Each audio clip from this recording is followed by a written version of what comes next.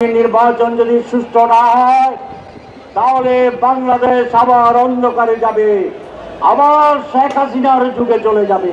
৫৪ বছরে আমরা সঠিক নির্বাচন পাইনি। আগামী নির্বাচন কিভাবে হবে, কিভাবে ভোট কেন্দ্র নিরাপদ থাকবে, ভোট ডাকাতি আর হবে না, এই সকল বিষয়ে মেজরের রাজনৈতিক দলগুলোকে ঐকমত্য পোষণ করতে হবে। জাতির কাছে ওয়াদা করতে হবে টেলিভিশনে যে আমার দল কোথাও কোনো কেন্দ্র দখল করিবে না। যদি করে তাহলে সেই আসনে নির্বাচন ক্যান্সেল হবে। আমি সেটা মেনে নেব। সকল দল এই কথা টেলিভিশনে বলবে।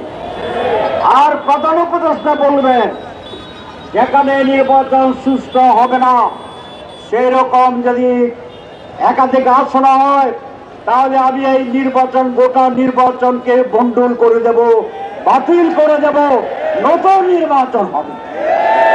এই কথা জাতির কাছে টেলিভিশনে তাকেও বলতে হবে, কারণ ৫৪ বছরে আমরা সঠিক নির্বাচন পাইনি।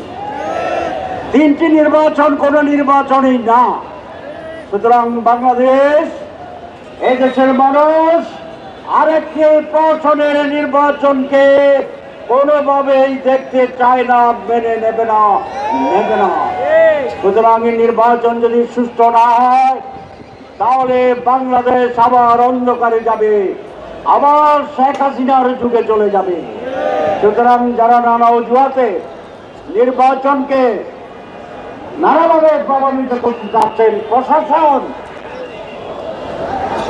আজকে কোন দলের আজ্ঞাবহ হয়ে আর যদি করে সেই নির্বাচন সুষ্ঠু হবে না, মানুষ গ্রহণ করবে না।